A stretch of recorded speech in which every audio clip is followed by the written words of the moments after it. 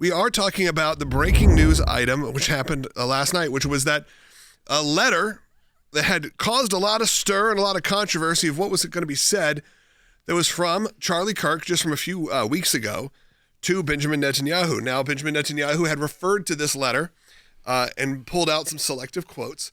And a lot of people, sadly, on the right, questioned not necessarily the authenticity of those quotes, but that you were getting the full picture. But the full letter was released, and what this letter really showed was that, look, I don't want to put words into anyone's mouth, but if you read this multi-page letter from Charlie Kirk, it lays out a pretty specific plan about how to get the American people back on the side of Israel, as he saw that there was an issue coming, which we all have said, by the way, for years, that Israel fails on the PR battle. But I want to just read the first part of the letter because of all these other influencers, I'll name them out, Candace, Tucker, they were all saying this letter was going to be, he was moving away.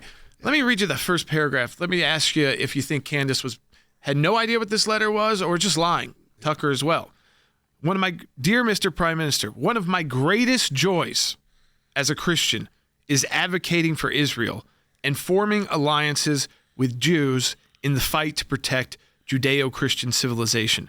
Most recently, I'm proud to take over Ambassador Huckabee's show on TBN, where we continually support Israel and the Jewish people. As Mohammedanism spreads, and that's, of course, radical Islam, into Western societies, it's critical that Jews and Christians stay united in the effort to contain and roll back radical Islam and Sharia law. I regret to report that anti-Israel and anti-Semitic trends are at a record levels on social media. These negative sentiments then flow downstream into college campuses and even seep into the conservative MAGA community. He goes on to say, basically, we need more support. Yeah. We're going to still wave your flag. Totally undoes a narrative that was being spun by sort of the far right, what they call them, the woke right, I guess what you'd say, influencers that were coming at this. And look, some of them are very popular. And I see in the comments, people are questioning even the authority of this letter. Now, of course, we've checked. A lot of sources have reported that this is accurate. That this is coming from real sources here. This isn't real. No one has said it isn't real. It would have come out immediately if it wasn't. And I think this is a moment where we need to go, okay, question your sources, sure, but question also what you're hearing. Because, again, if you listened to Charlie Kirk's statements or something like that, they were taken in and out of context, whether that's on Megyn Kelly, whether that was on Candace Owens, whether that was from Candace Owens or from Tucker. Pieces of these things. Sure, conversations were happening. But here's this letter that kind of proves the opposite. The PR battle for Israel has always been very tough. Israel does a lot of things good, but they have really stunk in terms of getting the mainstream media and to getting influence and everything to understand what they're doing and why what they're doing is right. We have said that. We have preached that gospel for years and years and years and tried to help as much as we can. When you go back to this letter, one, it debunks what some of the conservative influencers like Candace and Tucker have been lying about or making up. About that, well, they're wrong. Yeah. One that, he was changing his mind. No, this entire thing is actually how to combat the rhetoric coming from some of these influencers that have turned their back on Israel and play into these wild 1,000-year-old anti-Semitic tropes and conspiracy theories. But the thing is, they haven't just turned their back on Israel or said, you know what, that's not an issue I care about anymore. I'm America first. I don't care about what goes on in Israel and the Middle East. That is one thing. And I'm not for that either. But I can at least say that's it. That is saying I no longer want to be affiliated with this political issue, war, and these kind of things. It's when they start adding in all of the tropes and all of the conspiracy theories and all the things that don't just loop in Israelis, they loop in the Jewish people as a whole. And look, and I will tell you, from just the content I've seen, and I've seen quite a bit from them, it's not that, we're not bloviating here, that the right, this sort of extreme right, was starting this process and lumping it in with a lot of their issues with immigration, a lot of issues with a lot of things. Support of Israel started coming in. Netanyahu had to come out and say, we didn't kill Charlie Kirk. Yeah. And in fact, Charlie Kirk, how many visits he had made, he talked about this letter, the support, how he was trying to help Israel. I mean, and people said he was trying to steal the moment. No, he only had to do that because a bunch of people with huge microphones in the U.S. were blaming Jews for killing Charlie Kirk. Yeah. and specifically Netanyahu. And then gaslighting the American people Yes. or their audience when, why would he say that? Why would he have to come out and say that? No one was saying that. It's like, yes, you actually were inferring that. You directly were.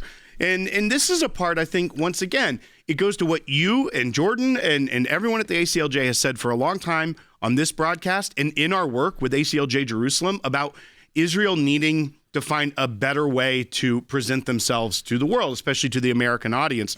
But this even pushes back that, the Israelis were trying to buy him. That's been a narrative that's been pushed disgustingly after his death and assassination. But it says he gives some examples of things he's hearing at his events from conservatives that are coming to his events. And then he says, above are just a sampling of the negative Israel Jewish comments and questions I confront on college campuses. I am accused of being a paid apologist for Israel when I defend her. Does that sound familiar? And then, however, if I don't defend Israel strongly enough, I'm accused of being anti-Semitic. I know you've got a 7-front war, and my kvetching pales in comparison. But I'm trying to convey to you. Dennis Prager played a huge and he mentions that. Life, yeah. And he says, but I'm trying to convey to you that Israel is losing support even in conservative circles. This should be a 5-alarm fire. And then instead of saying, so you deal with it, I'm out of here, he gives, this is a 7-page letter, examples and plans. Like, here's some, I know these are unsolicited recommendations, but my team and I suggest this to you if you're open-minded about a communications reset. Starts giving him a playbook of how to speak to American conservatives. Because as you mentioned, sometimes it gets lost in translation when you're trying to speak to an American conservative audience. And unfortunately, some people with big platforms and big microphones, as Jordan said, are going to tell lies to get their point across in their dollars. People think AIPAC does this. That AIPAC plays very down the middle. It's a bipartisan group to just try and keep U.S. support from Israel by both Republicans and Democrats. They're not the right group to be doing this for a specific conflict. What he's saying is we need, which conservatives, we've always known this is why we have CPAC, it's why we have the Leadership Institute, Prager's doing the education. He was saying you need to put together these surrogates who aren't you and educate us on, and so we can educate you too on messages that will actually resonate to the people we're talking to in America. You to understand, we've been on those calls and emails with people in Israel for decades about this conversation. This is an ongoing conversation because Israel somewhat knows they lose this battle. It does get lost in translation because a conservative Israeli is very different than a conservative American. They have similar political views, but it's definitely not one-to-one. It's not one-to-one culturally. It's not one-to-one socially. There's a big difference. So you have to figure out how to talk to people about these issues.